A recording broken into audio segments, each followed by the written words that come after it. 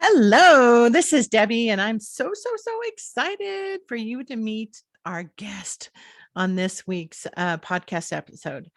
Tatiana is a trauma integrative hypnotherapist, coach, a best selling author who helps purpose driven women overcome emotional wounds and trauma that show up as professional blocks so that they can step into their visibility, confidence, impact, and financial success.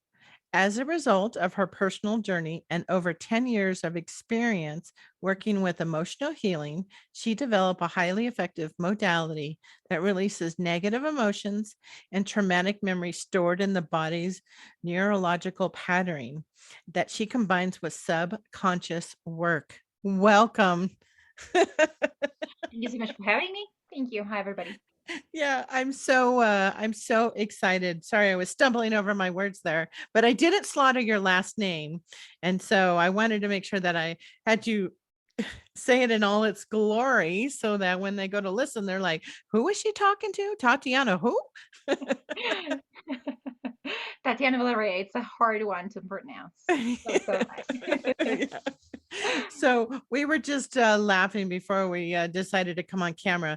It is the week we're in the end of May as we're recording this, and so it's not going to come out until a little bit later on. But it's our birthdays, and so you're getting a lot of Gemini in this conversation, and A lot of so. Gemini.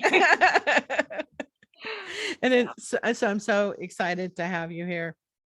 I was really excited. When I was reading through your bio and we're talking about visibility and professional blocks and confidence and impact and how it impacts our financial success.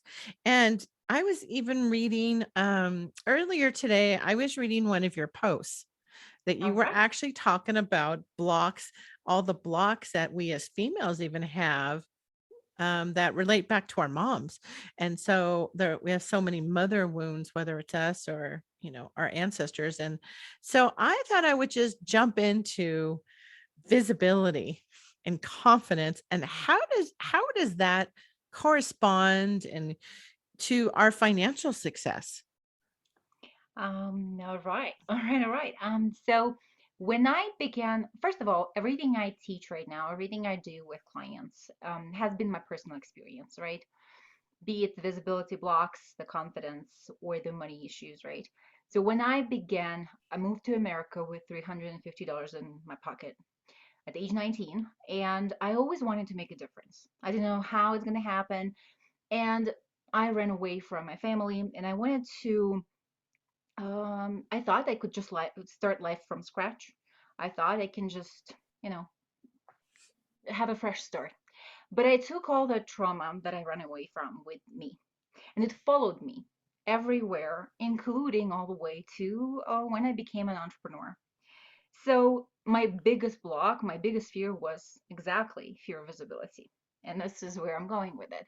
So I'm on camera with you right now, right? Mhm. I am being, participating in podcasts, all the sorts of networking, just got published, became the author, and I could never imagine any of it. I was so terrified of even recording myself on camera, just recording and leaving it on my phone or computer without even publishing or going live or any of that. And I would have this panic attack, anxiety type of fear. My vocal cords would close.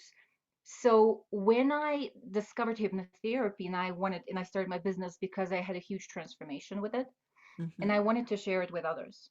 And I started my business, but I couldn't do anything without being visible. And I had all those visibility fears. And it's not just about being on camera, as you might guess, that fear of visibility affects everything in our business. How we market. A lot of people with fear of visibility will hate sales. And if we're not marketing, if we're not selling, that means we have a hobby, not a business. And My this is CPA how says that, yes. and this is how it ties to the financial the Mhm. success and everything, the impact we're making, the money we're making, all of it. Yeah. Yeah, that's pretty powerful understanding what visibility is. Somebody might just think it is doing a live or, oh, I put a post out there, on social media. Why isn't it all happening? Right? What do you see it as, you know, when you really dig into being visible? It's actually interesting. Thank you for that comment about, oh, I made a post and why is it not happening? Because because we've been so conditioned to believe that we can just control everything with our minds. So we can, when we have fear visibility, traditionally, conventionally, what mind-based modalities, including coaching, would tell us that we just practice more and push through the fear. So when I started my business, right, 3 years into my business, I was $15,000 in debt because none of that just pushing and practicing worked. I would be terrified as I was at the beginning. 3 years later, I was in debt, living in a basement apartment with crazy neighbors and a loud dog going insane. And I was almost ready after 3 years to give up on all my dreams and go back to having a job. So it influences everything. And the piece about, so I was pushing myself, right? And I would push Mhm. myself and I would post and I would push myself and I will show up somewhere sporadically on some type of podcast or something. But the problem is that it's not enough to just push and show up if energetically our energetic imprint is repelling that which we're trying to do because the fear is stronger than our mind. In fact, our mind, as I learned much, much later, right, cannot even control fear because fear is connected to our state of safety, or should I say unsafety, the nervous system that holds it, and none of it, the autonomic nervous system, right? And Mhm. none of it can be controlled with conscious or even I would say subconscious mind. And this is what I realized living in the basement apartment in debt, almost ready to go back to a job. I realized that I was trying to issue in a completely wrong way. I was believing everybody who told me just, change my beliefs about visibility or change my beliefs about confidence or just practice more, as I said, right? And it will just get better. It wasn't getting better.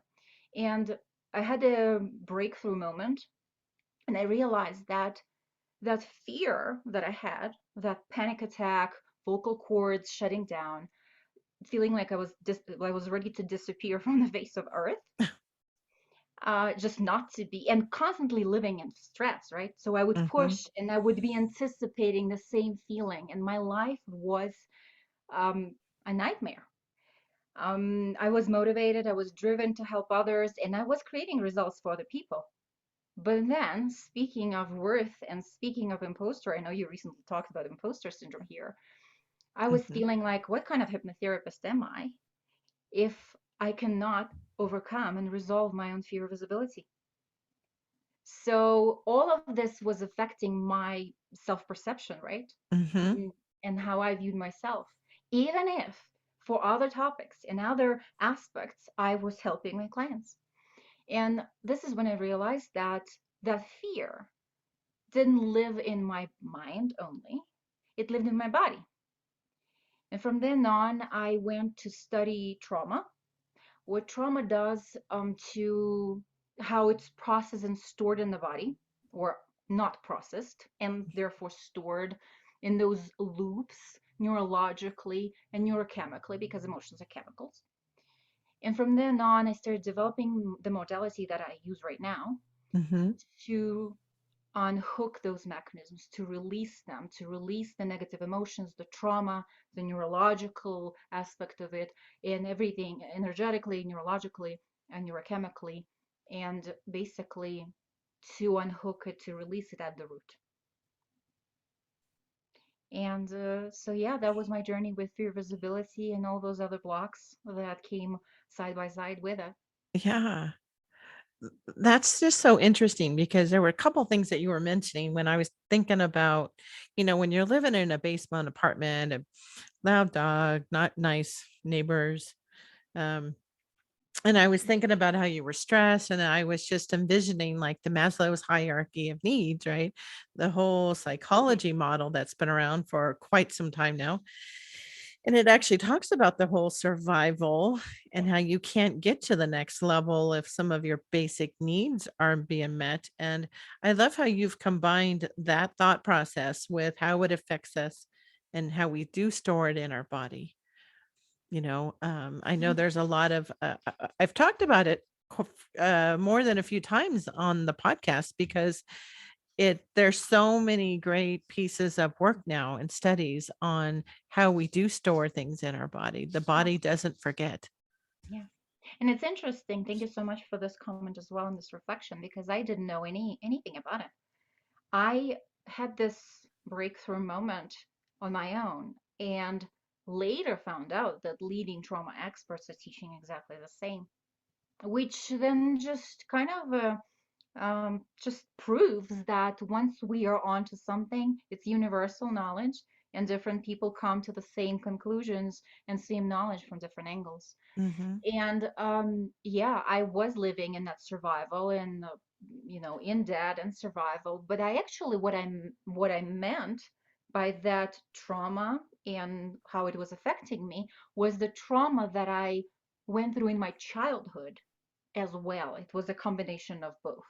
The Mhm. trauma living in the winter in that basement without Yeah. money, unable to move, Mhm. and not able to meet my basic needs because I didn't have enough incoming clients and consistency and stability to be able to live without that survival financially, right? Mhm. And also, all of it was retriggering my insecurity and safety from and trauma from childhood, and then many others. And you mentioned transgenerational trauma as well. Mhm. And so I devoted mm, a few years since then, but to not only studying, but kind of being a guinea pig for myself. Mhm. And I tested everything on my own self. Like I would ask people to put me in the state of hypnosis and look and help me look for my blind spots. Because here's when even though I was developing the methodology, what we cannot do is we cannot see our own blind spots. So this is when the practitioner, the therapist, the hypnotherapist, any other modality, right? This is where we need somebody else to help us go through it and see what we're missing. But then I would use my own tools to release the body and the trauma, and everything changed. Everything changed. Oh, and thank goodness it changed, right? Otherwise, we wouldn't be sitting here having this Right.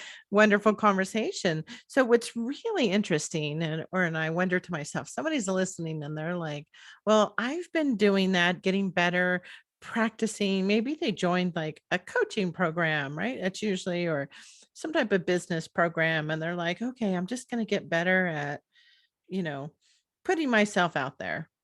And they keep practicing, and maybe they are getting better, maybe that's more succinct and they're getting their message across and they know who they wanna, talk to. How but it's not happening. Now, Hmm. how would they discover for themselves to go, "Oh, maybe that is that old stuff that I have kind of pushed down from my childhood, and now it's coming through," and, you know, what type of questions or a question can they ask themselves to say, I wonder if that's me and why my own entrepreneurship or um, activities or whatever I'm trying to build is in my way. Hmm. It's a great question. Thank you. So the blocks I work with clients and again have resolved and gone through for myself, I kind of group them into three categories: the visibility blocks, the confidence blocks, and the financial blocks, right? Money blocks. But these are the categories, and how it shows up will in each category, there are multiple ways, right? So, for example, some women, and the standard way to check if we have those blind spots Hmm. and what's standing in the way, and am I even standing in my way, is to see if we are not hitting those goals, if we're not reaching them, and we know we are motivated and we know we want to serve and give and make a difference in this world, but we are not reaching those people. We are still not showing up fully confidently without any limitations. Like I would never be even thinking I will be applying for TED Talks ever in my life, right? When my clients come to me, they some of them right, have established businesses, but they're still hiding in their businesses. So if there is this feeling that there is no freedom of just emotional and mental freedom, what I call, to do whatever Mm. we want, right? Some business owners hire people to post for them and do their marketing because they're hiding behind those social media managers and VAs. So that can be a symptom. Oh. A resistance to strategy, resistance to consistency. I made a post today about niching down, resistance to picking an ideal client in a niche so we can narrow down and become true experts in some particular area versus having a mentality of just serving everybody. Because that mentality Hmm. of I can help everybody, Mm-hmm. it's also a telltale sign. Because our self sabotage that comes from those fears and that state of unsafety that we were talking about earlier, right? Because Mm-hmm. all the fears, they come from some type of traumatic experience, be it our own or transgenerational, right? Mm-hmm. This which is now retriggered in us, and this is what creates sabotage. So if we know that we have resistance to picking a profitable niche, the client that we know we are most suited to help with our expertise, that can also be a sign. So you see, there are many. And of course, Oh. money blocks, Mm-hmm. right? Hitting a certain ceiling and not able to go further. So what others? Well, imposter syndrome. Imposter syndrome. We have, TEDx talks about imposter syndrome by millionaires who stand on stage and they say, I've done it all, I'm successful, and I feel like fraud. And by the way, imposter syndrome does not just affect our personal life or, let's say, our studies, because it shows up in when we are in school, right? It was even discovered in the academia. Mm-hmm. It affects our love life. If we look at what's currently happening with Johnny Depp with the trial, I know, and I don't watch TV, don't follow the news, but it Mm-hmm. showed up on Facebook. Somebody was sharing, and I, well, turned it on a couple of times. When he was asked why he stayed with her, is an exact, is an example of why and how imposter syndrome shows up in love when we don't feel worthy of more, when we stay in abusive relationships, all of Ah. that. Yeah. Wow, that's a really relevant example because that trial's really gotten a lot of. I mean, you can't miss it on Facebook. That's how I've watched it. Not that much of it either, because I'm like, oh, that's too much drama for me. I don't need to watch that. But you watch just a little 10 minutes of it and you're like, wow, Yeah. that was a hot mess there. why didn't For why sure. didn't you Yeah. leave? Right. But Yeah. but I want to go back to something you said too about, hiding in our business and how many people are using VA or not wanting the strategy or the niche, right? Like that's I've met a lot of people, entrepreneurs who don't want a niche, especially those that I'm interviewing, that they're working with, oh, I'll work with anybody. Yeah. No, who do you want to work with? Like, you know, even as simple as men or women Yeah. or, non-binary. I mean, pick whatever you're residing with, right? So, It's usually a sign of sabotage. And ask mhm, me how I know, yeah. because I was How do there. you know this? I will be the first person to raise my hand and probably feet, Yeah, all your just for fans. dramatic effect. Well, I have a question and I'm going to apply this to myself because I'm in a new environment. I've had dramatic changes in the last 2 months. I've had health Mhm. issues pop up out of nowhere. I've had um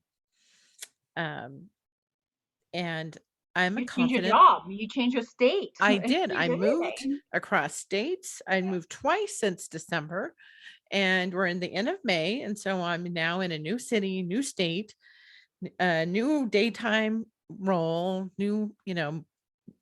and I have found just this week, right? Weeks into it, that I've had moments yesterday and today where I thought, and I've been doing the same work for 15, 20 years. I Hmm. know what I'm doing. And I had these moments yesterday and today where yesterday I even got a little teary and I hadn't slept well for a couple days. So I would know I was exhausted, still healing some of this health concern that came up. And I thought to myself, oh my gosh, what if I'm not meeting expectations? Like Yeah. I thought, and even today, it came up for just a minute today. Last night, I got 9.5 hours of sleep. I mean, I started my meditation at 8 o'clock at night and was done and sleeping by 9 o'clock. Like I was done. Everything was all, teeth brushed, everything in bed, sleeping by 9 o'clock so I could get up. But what was really interesting is that I am a confident person with my work. And then Mhm. you'll have these moments where you're like, "My gosh, who was that person?" You know, where for like 45 minutes I was just filled with like overwhelming fear. Just fear, like, what if I don't meet expectations? I've Mhm. done this big move. I've up, I have to get everything new. Everything in my life is brand new, kind of a refresh. And yet this moment comes up. Yeah. Now, does that mean that I've triggered some type of You're reading my mind. like I've triggered something somewhere? Yeah. Well, think about it. The move, the state of unpredictability, uncertainty, it again it brings up, surfaces up all of our buried, suppressed, probably even things that you might not even know and remember. And a lot of unsafety is connected to transgenerational stuff. So we don't even know what happened and what people and how, because it's then passed down to us, role modeled energetically, behaviorally, and emotionally passed down. And emotions signal genes. So we kind of like we become the products of the people who've gone through trauma. And we have been for as long as humanity exists, we have been through wars, revolutions, and nonstop everything. So we basically all have that survival. Now, have something happen in our life and it surfaces up, and this is why it comes up. And so for some of us, it happens with uncertainty and predictability. But imagine some people live like this all the time. Like imposter syndrome, all of that, but Mhm. like on steroids, right? This Yeah. would be what imposter syndrome is like. And this is why it's so important when we address any of these type of experiences and feelings. And yes, of course, it's both emotions and thoughts and everything, but not only try to kind of cover it up with a band-aid with the mind-based modalities, Mhm. but actually go to the root.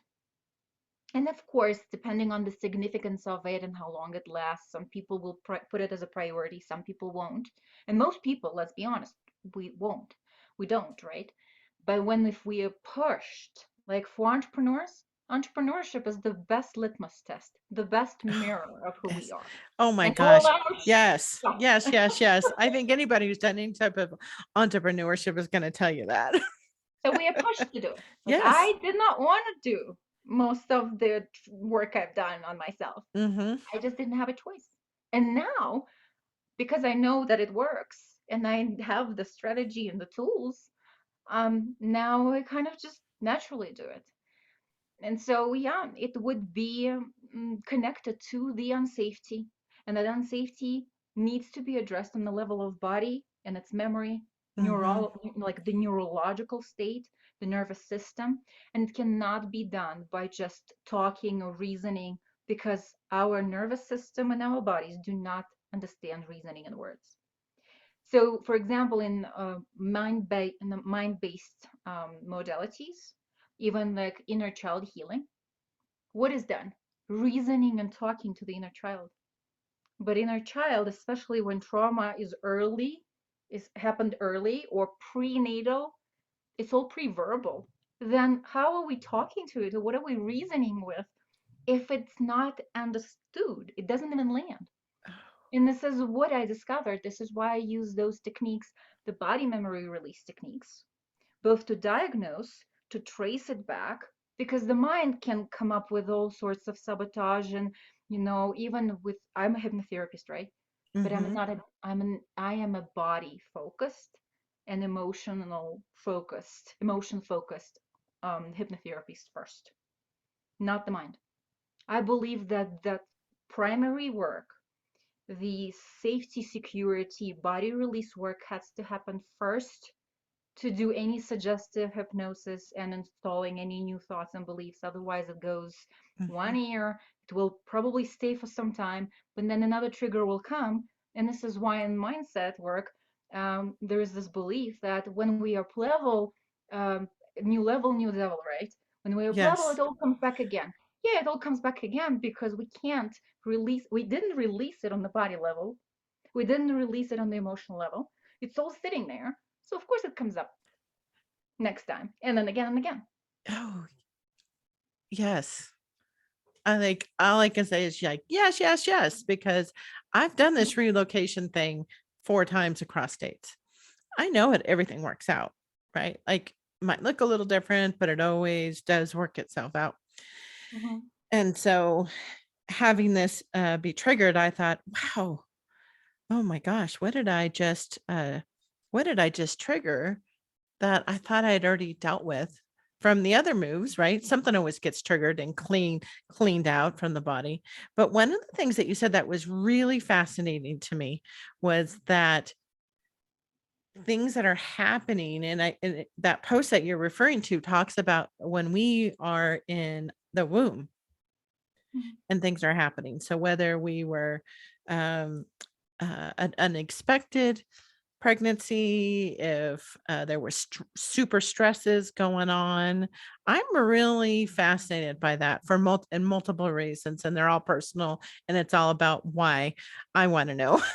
Mhm. But I'm sure how many of us can relate to maybe they've had a child Mhm. and now, they're at this certain age and maybe their child is struggling with some of this or this unworthiness or their own confidence and how it's in playing out in their life with their own success as whether they're an entrepreneur or not.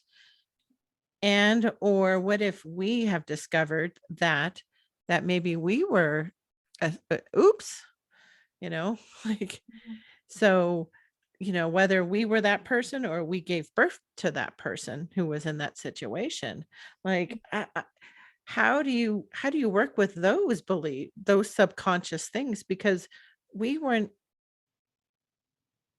I don't, depending on what people's beliefs are, but you're not really quite here yet altogether. So how does that come through in those situations?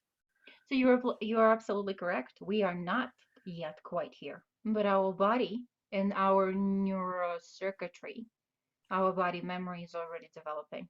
Hmm. We are already bombarded by the emotions that the mom experiences. Yes, our psyche did not develop it. It did not develop yet. And then for a long time, we don't develop the language skills, but we perceive everything from emotions and memory. So Hmm. it imprints us.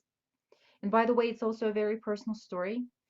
Those sessions that I have gone through for myself have changed my whole entire life and my business and my love life and everything. And now that's why I do it for others. I would say at least a third of my clients have some form of imprints with the mother, and particularly prenatal, in the womb trauma. Hmm. And it shows up as all those visibility issues, because if we don't feel worthy, if we feel abandoned and rejected, and it started so early, we couldn't develop any of that self-worth. It gets so it's kind of like erased. and then we have to build it. So the good news is, if we work with the body memory, if we work with that neurological state, and then work with the beliefs and reinstall it all as that holistic process, sorry, process that I do, right? Mm-hmm. Because we're not robots, we can do it separately. That's why it's not the mind, it's not the body separately, it's all together. The good news is that we can rewire. And I have worked with women who were abandoned, neglected, grew up in orphanages with horrible abuse in the orphanage, before the orphanage, um, all sorts of trauma. Where sometimes I know that when the client shares, and I have a very detailed assessment at the beginning of our work together, I work on a 4 months basis in the program. I have that assessment, and when the clients share, I sometimes think that it's more of a kind of a story for a horror movie than, right?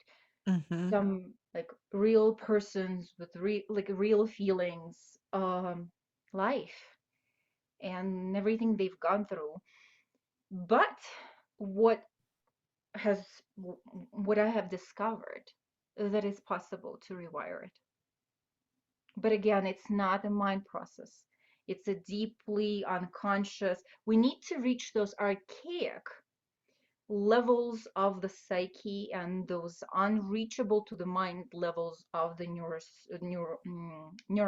system, but and memory. Mm-hmm. Body memory. Yeah. Yeah.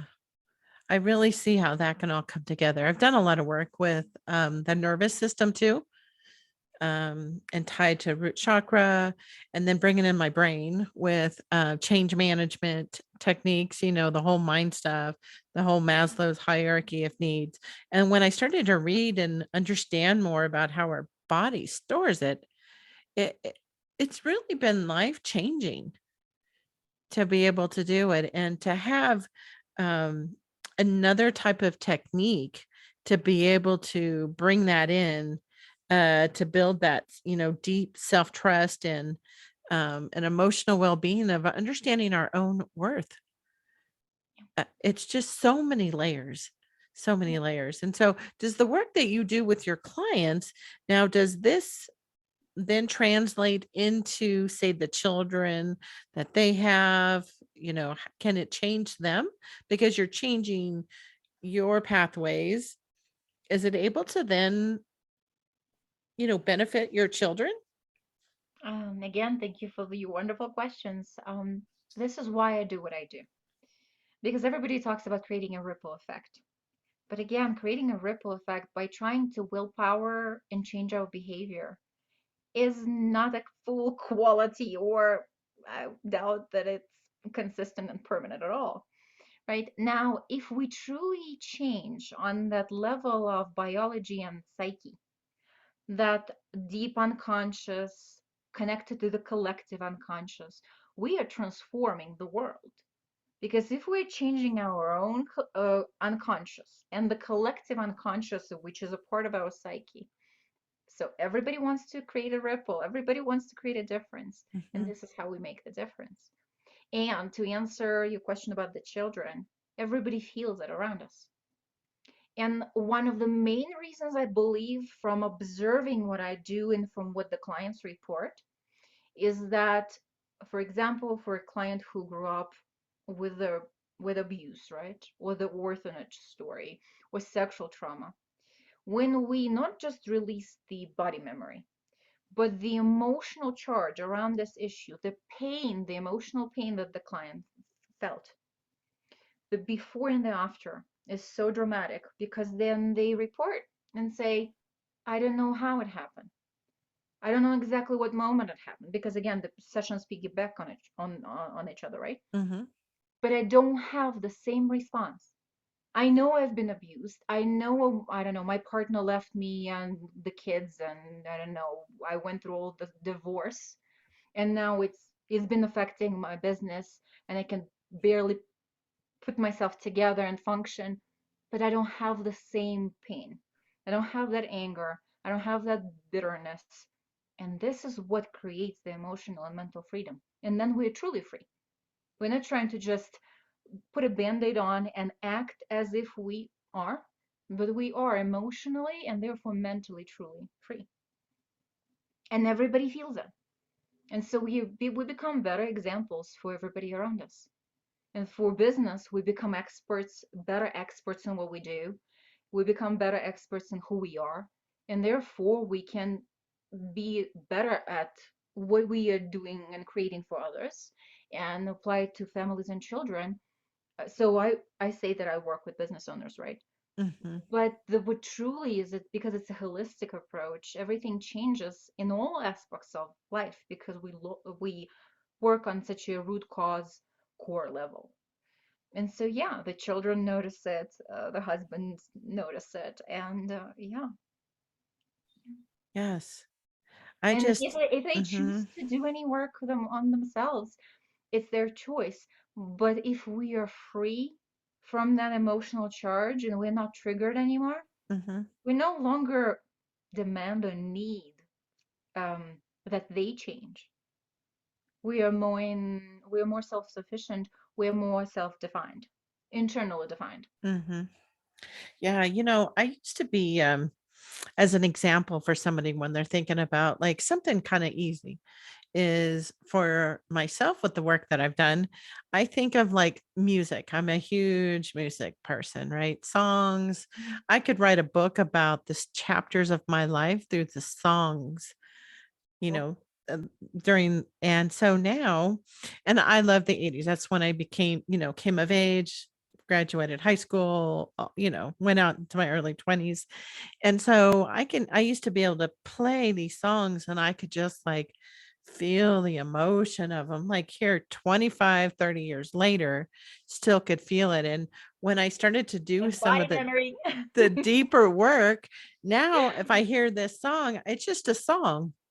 Oh yeah, It doesn't trigger good, bad, indifferent, nothing. It's just song. And I can think back of like, oh, oh yeah, that song used to kind of trigger me.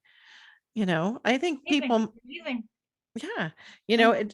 now it's like, yeah, whatever, like that was This, kind of by the way, crazy. what you just shared is the best um, test for when we do internal work.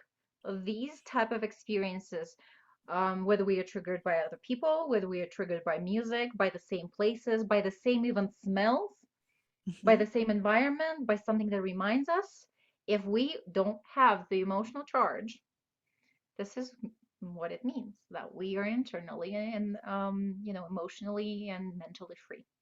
Yeah. So awesome. Yeah, it's so freeing. I mean, because I love to have music on all the time. So how then, okay, so then let's talk about how does where somebody thinks that they have confidence, right? Like I have confidence, I believe most of the time, and have done a lot of work on it, right? So that's why I have, a podcast, Light Up Your Worth, right? I really believe that if we own our own worth, that internal light shines on the outside, and then whether you call it manifesting or co-creating. I personally like the word co-creating. I used to love the word manifesting. Now I've moved into co-creating with the universe in this 5D world. And that we people are then attracted into that light, that confidence, your own worth.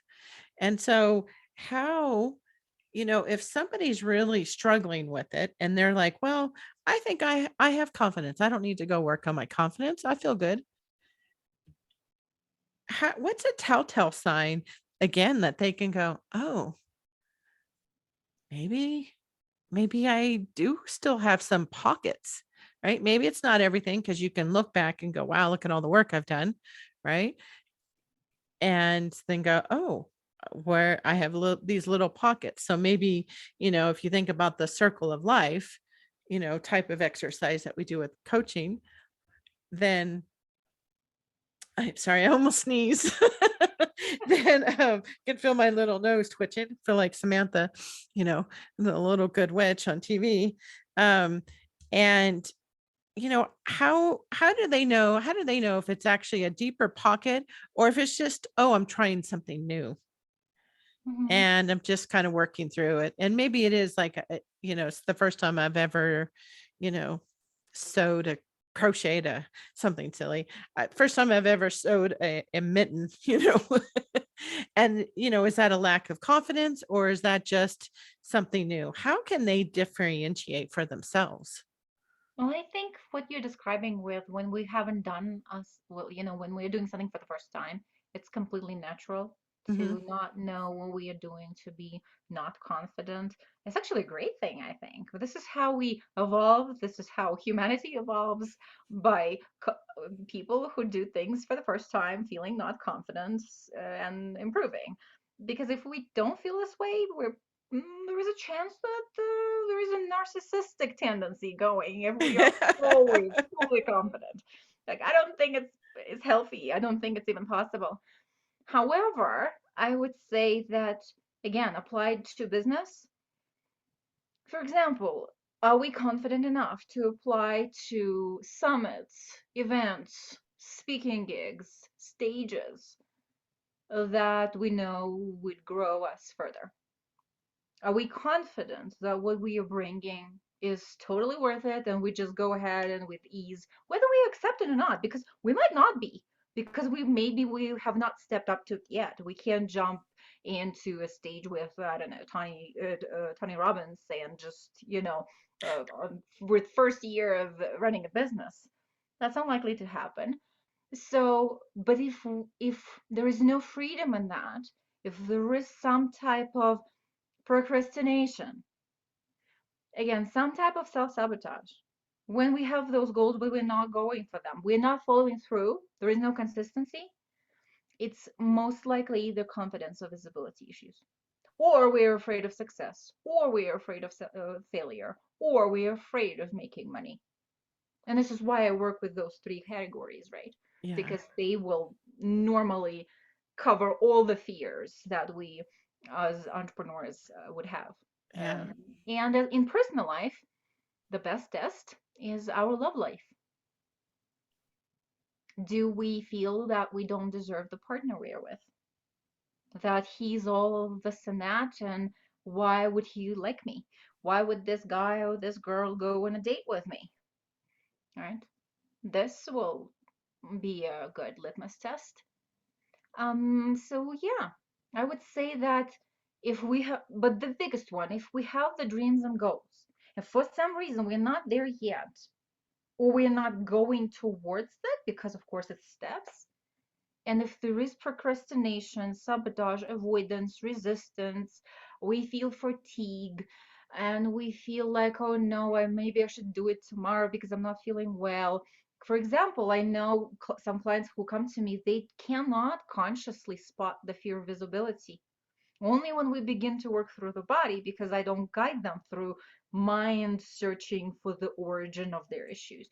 We use the body memory because the mind can construct any obstructions and detour us and make up a story and distract, and because this is its job, to preserve it, to preserve ourselves.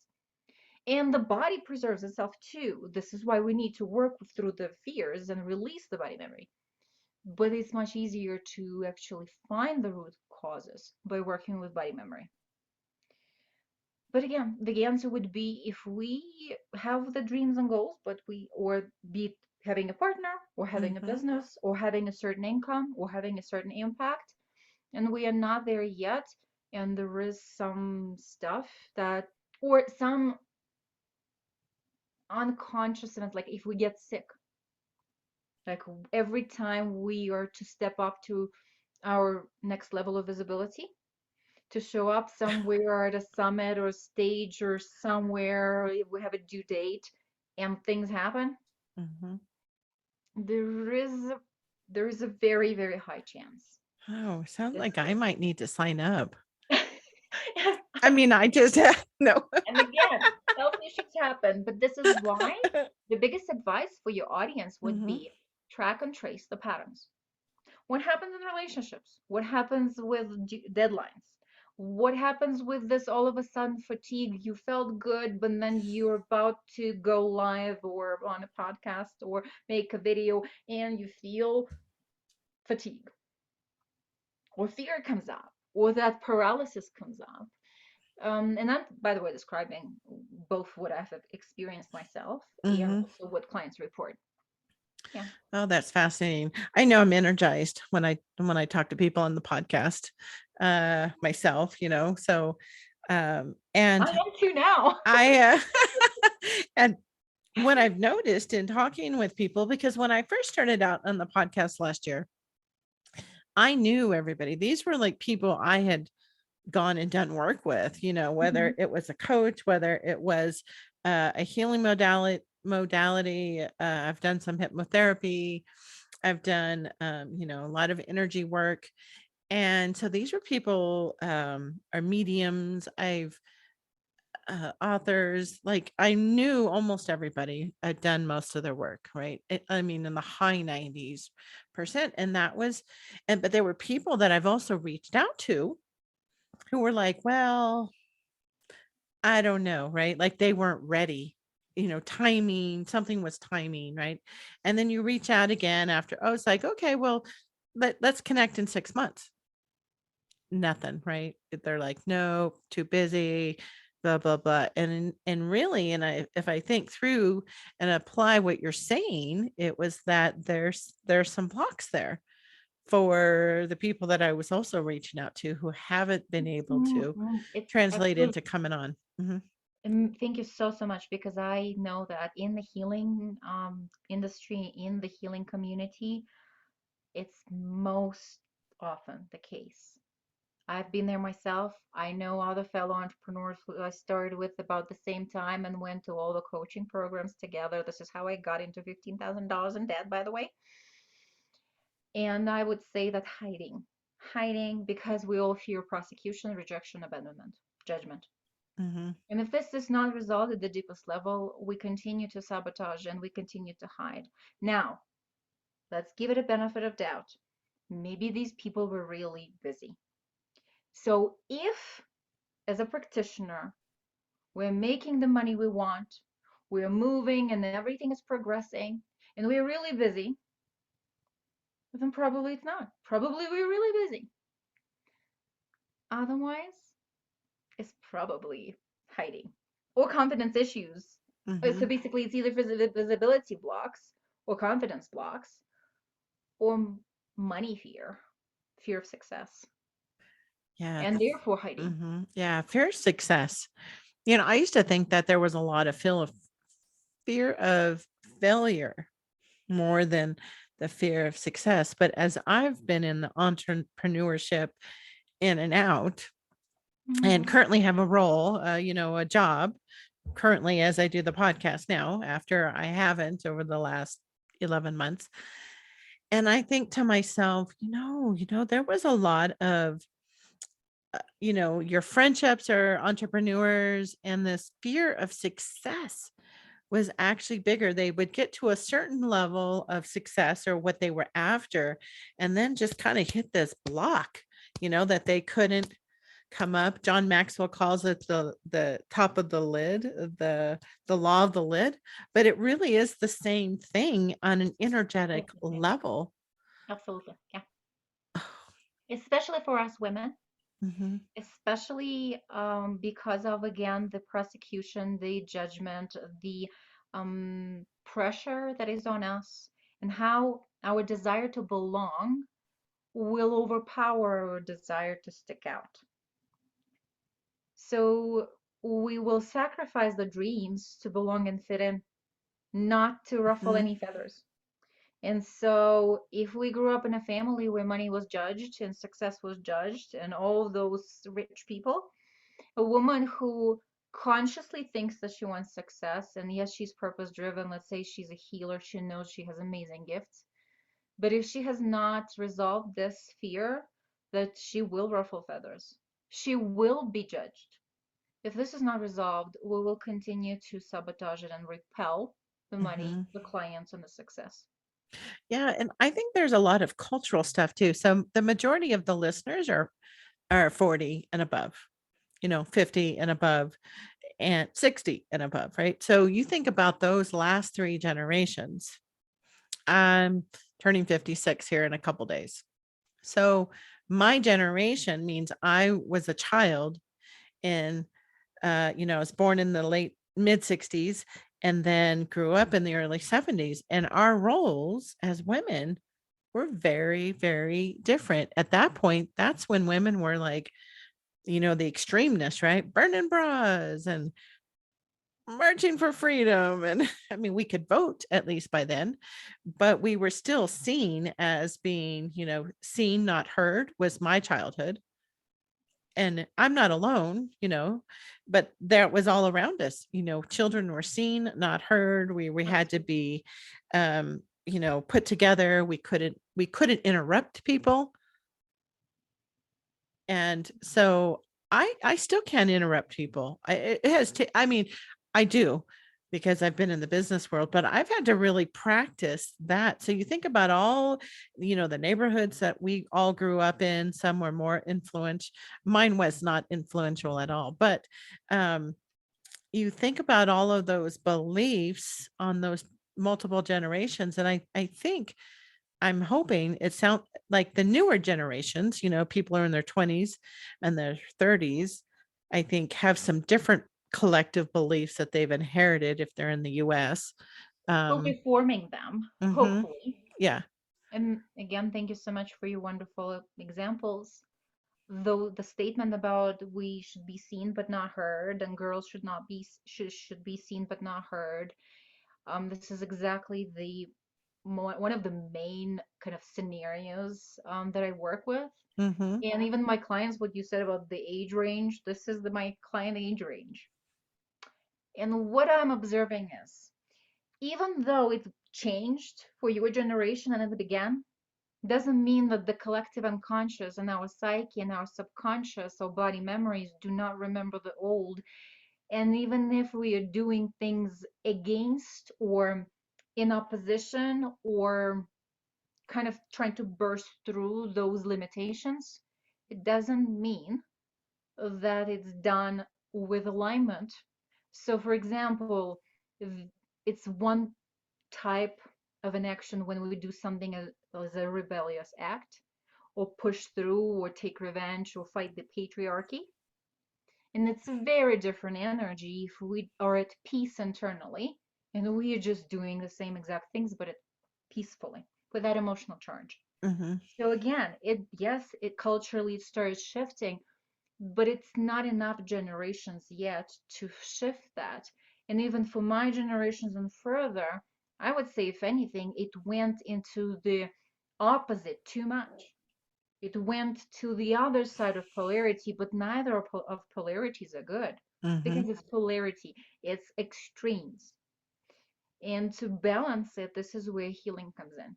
Because again, if just generation and time span could heal us, if time could heal us, or just cultural events could heal us, we would live in a very different world. We'll be in nirvana, ascended, all good.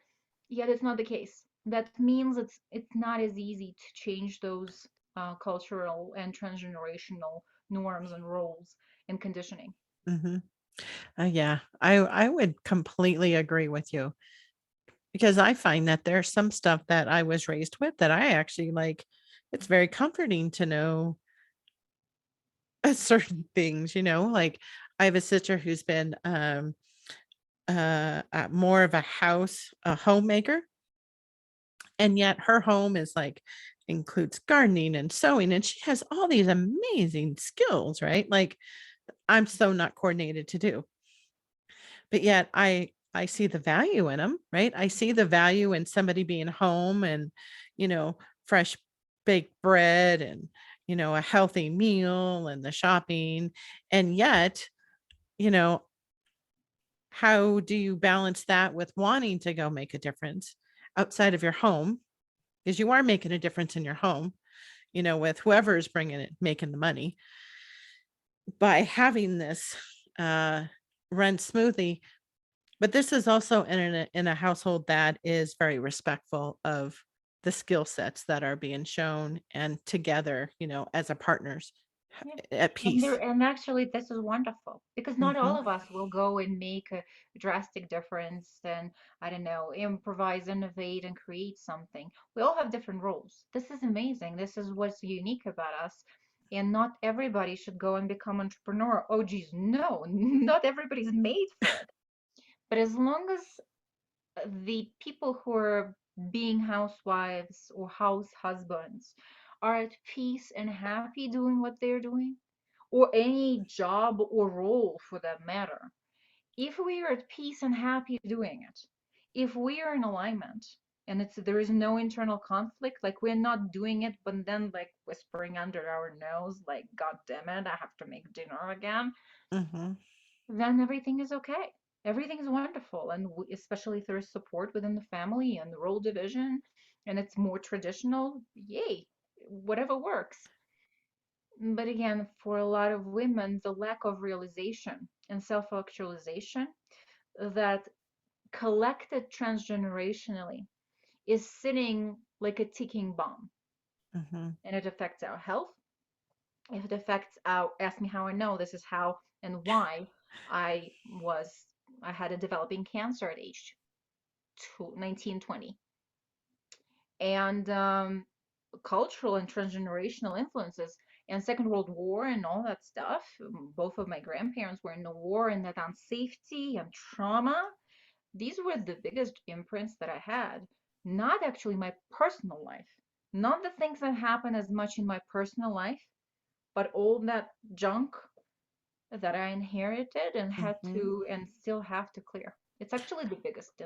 As a Yeah. woman, I can like absolutely say these were the biggest influences and You still are. know, and that's a beautiful example because I think, uh, well, I'll throw it out there is that, the last 2.5 years, right? We were on lockdown. We were in a pandemic, a fear based. And we all have this running through our DNA, all of this fears that happened, whether you just go back to World War II or World War I, right? Like that was lockdowns. There was a lot of trauma, a lot of tragedy, war, kind of similar to what we're experiencing now. And yet our mental health now, after a relatively short period of time in comparison to how long, World War I through World War II went on, right? How many people, how much trauma and those survivors. And so in a relatively short period of time, in less than, 2.5 years, look how many people are struggling, and mental health, of trying to find their own confidence and trying to break through that, or not even understanding why they have these anxieties, or that something's being triggered that they don't even quite understand. It's beyond them. Because nobody's talking about transgenerational trauma and how the virus and the pandemic brought up all that transgenerational trauma Hmm. together with our personal trauma and that state of unsafety, uncertainty, how it all of the accumulated past and present combined together clashed. And this is why the mental health issues, suicide rates, and all the issues with people leaving the workforce, the resigning, because people are losing their meaning and purpose in life. Because Hmm. again, if we are in survival and we don't know any tools to help ourselves heal and release it, then it will affect all the meaning of our lives, our health, our mental health, all of it. Yeah. Yeah, I just think it would be so, so powerful to do the work, and the work that you're doing to really make a huge ripple effect, not only with women and their confidence, but how it really can change, the impact and the financial success, but really this bigger ripple effect, and how it is going to, with our own inner peace, how it can then change those who are around us. And then when we're at peace, we're able to reach out and help other people, Yeah. And if so many people are struggling, you're not able to reach out because you're already in that And we're all in survival. Yeah. the survival mode. So now if people are interested in connecting with you or learning more about you, how can they reach you? I am the only Tatiana Vilarea on Facebook and Google. And my website is tatianavilarea.com. There are videos there, links to my Facebook and the posts. And I write about these topics basically every day, every other day. Because the bigger reason, the bigger vision is to actually teach my modality.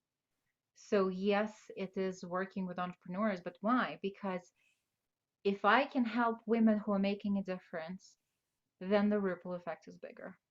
Mhm. Or if I, do you understand Yes, the yes. vision there? Yeah. And I want to teach what I do to others. So I want to create the certification. Yeah. Yeah, and see, that's, extremely powerful. I mean, the whole big thing about this whole podcast, Light Up Your Worth, is really using your words, it's a ripple effect, when 2 or more people come together, we're raising the vibration. We are putting that energy out there and are able to then, reach more people and reach more people. It's really powerful. So, thank you for joining me, and I hope somebody will reach out and really see the value on being able to bring and release this trauma from our bodies, bringing that all together. So thank you so much for joining me today. Thank you. Thank you.